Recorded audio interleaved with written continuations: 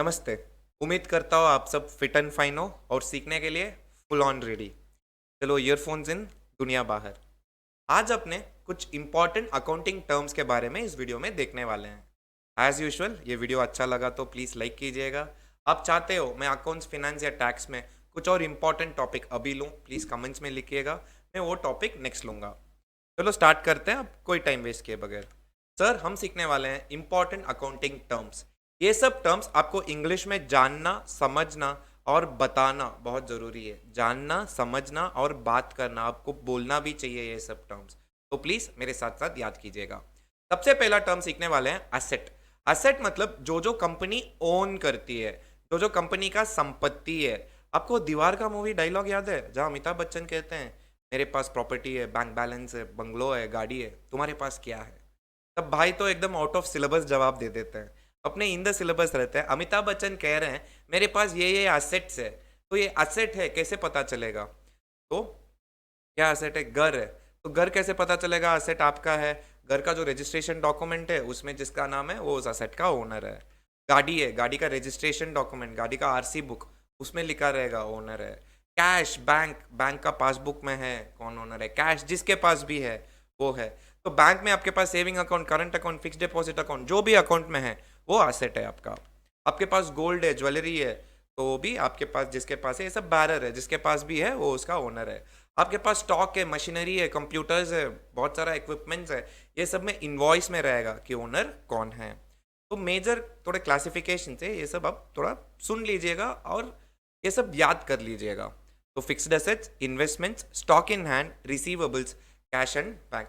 Fixed assets और investments तो आप अभी थोड़ा बहुत तो जान ही रहोगे। स्टॉक इन हैंड क्या होता है? जो बिजनेस बहियासिल, जो बिजनेस एक पर्पस के लिए फॉर्म होता है ना, प्रॉफिट कमाना है। तो प्रॉफिट कमाने के लिए कैसे बिजनेस को कुछ कर बेचना है या सर्विस प्रोवाइड करना है। अब जो बेचता है ना उसके लिए वो खरीद के रखेगा ना, वो हो गया inventory, stock in hand. Receivables, आप किसी को पैसा दिए हो, माल उधारी में दिए हो, उनसे वापस लेना है ना, तो वो भी आपका एसेट हो गया। तो ये हो गया आपके एसेट्स। अब एसेट्स में जो मेजर क्लासिफिकेशंस है, दो मेजर भाग है। ये जो दो भाग है ये भी देख लेते हैं। सबसे पहला है non current asset.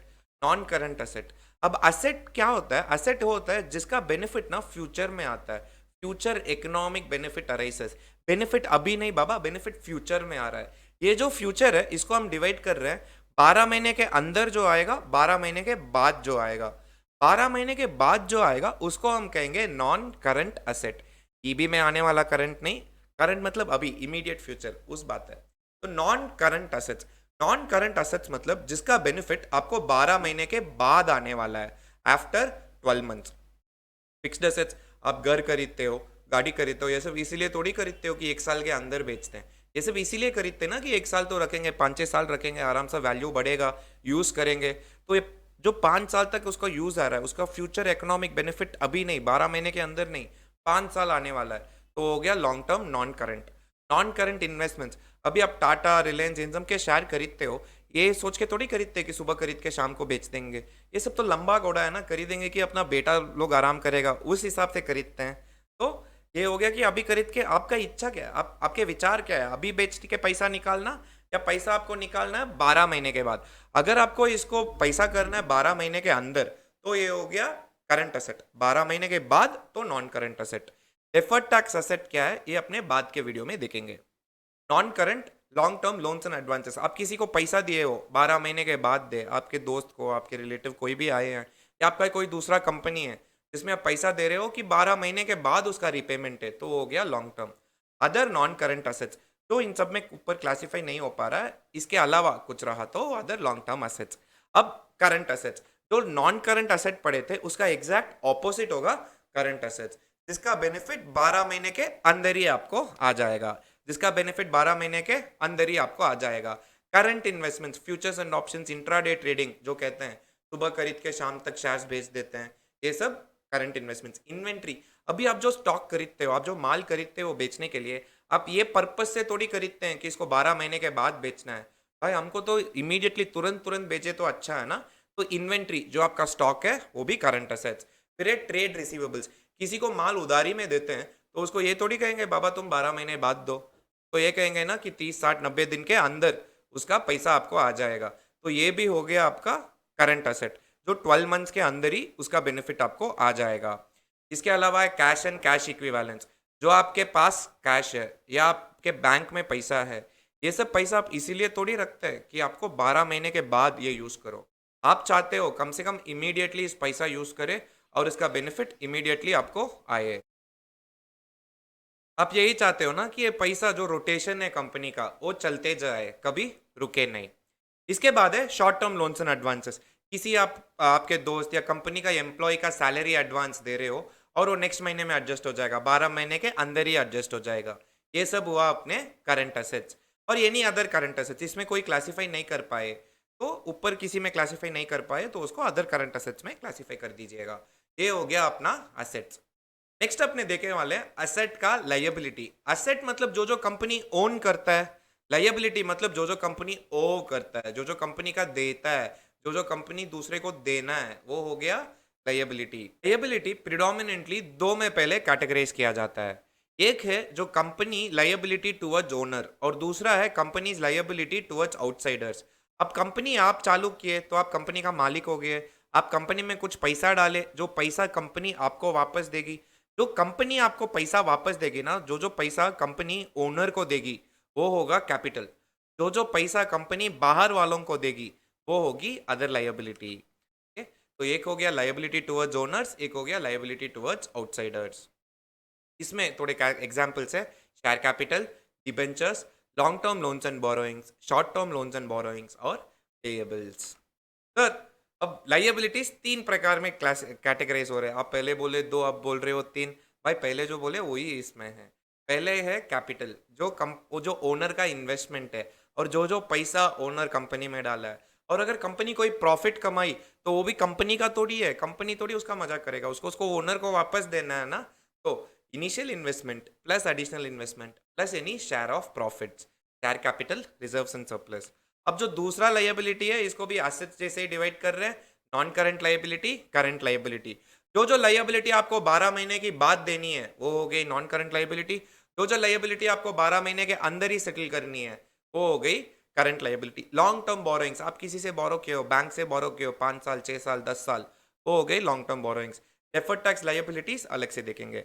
Other long term liabilities, long term provisions, तो बाकी सारे लॉन्ग टर्म लायबिलिटीज इसमें आएंगे।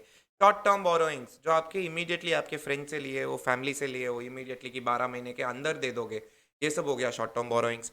ट्रेड पेएबल्स, जो आप उधारी में खरीदे हो, जो आप उधारी में खरीदे हो वो थोड़ी आपको 1 साल बाद पैसा देगा, पैसा देने को बोलेगा। भाई वो भी तो ये बोलेगा 30 60 90 दिन के अंदर दे दे। तो ये भी हो गया आपका short term current liability, other current liabilities and short term provisions. Sir ये हो गया अपना asset, current asset, non current asset, liability, capital, current liability, non current liability. इसके बाद आपने पढ़ रहे हैं एक्सपेंसेस। प्लीज वीडियो को पूरा देखिएगा, बहुत इंपॉर्टेंट है। फोकस, इंटरेस्ट सब वापस इंदर। एक्सपेंसेस, अब एक्सपेंसेस मतलब अभी मैं कह रहा हूँ ना, जो खर्चा है कंपनी का, वो जो खर्चा है उसका बेनिफिट आएगा। वो बेनिफिट अगर इमीडिएटली आ गया ना तो हो गया एक्सपेंस। जो बेनिफिट लॉन्ग टाइम आता है वो क्या होता है बोलो? जो लॉन्ग टाइम होता है, लॉन्ग टाइम होता है बेनिफिट, हो गया असेट। बेनिफिट इमीडिएटली आता है वो हो गया आपका एक्सपेंसेस, रेवेन्यू एक्सपेंसेस। जो आपके परचेसेस हुआ, जो आपका एम्प्लॉय का ट्रांसपोर्ट, ट्रैवलिंग, वो सब खर्चा हुआ, जो आपका एम्प्लॉय का मैन पावर, सैलरी हुआ, तो ये सब आपका एक्सपेंसेस हुआ। तो कैपिटल एक्सपेंसेस है, जो कैपिटल एक्सपेंसेस मतलब बेनिफिट लॉन्ग टाइम आने वाला है, वो है अपने असेट।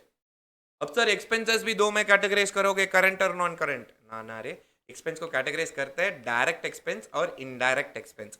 अब बिजनेस एक पर्पस के लिए स्टार्ट हुआ है, वो पर्पस समझो एक पेंसिल बेचना है, तो पेंसिल बेचने के लिए, वो पेंसिल बनाने तक क्या क्या खर्चा हुआ, वो हो गया आपका डायरेक्ट। जो जो उसके लिए सपोर्टिंग एक्टिविटीज हो गया वो हो गया आपका इनडायरेक्ट। समझो आप एक फैक्ट्री में पेंसिल बना रहे हो, उस फैक्ट्री का जो जो खर्चा है, उस फैक्ट्री के सैलरी, उस फैक्ट्री का रेंट, उस फैक्ट्री का इलेक्ट्रिसिटी, उस फैक्ट्री का लोडिंग, वो सब हो गया डायरेक्ट। जो जो आपका एक एडमिन ऑफिस है, उस एडमिन ऑफिस का एम्प्लॉयज का सैलरी, उसका रेंट, उसका इलेक्ट्रिसिटी, सब हो गया इनडायरेक्ट। जो फैक्ट्री का हो गया डायरेक्ट। तो directly attributable to the main function of the business is direct expenses. The product is ready for sale. Direct material, direct labour, direct overheads, जो आपका मटेरियल डायरेक्टली लग रहा है, जो आपके लेबरर्स फैक्ट्री में काम कर रहे हैं उस प्रोडक्ट को बनाने में, उस फैक्ट्री के लिए जो जो ओवरहेड्स लग रहा है। इनडायरेक्ट बाकी सब आपका सेलिंग, एडमिनिस्ट्रेशन, मार्केटिंग, एम्प्लॉय, फलना डिकना, ये सब हो गया आपका indirect expenses, depreciation, finance cost, loan interest, borrowing, सब हो गया अपना इनडायरेक्ट। अब आते हैं मेन टर्म। का पर्पस क्या है? प्रॉफिट कमाना। प्रॉफिट कैसे कमाएगी? सर मेरे को प्रॉफिट चाहिए करके जपेंगे तो प्रॉफिट आएगा?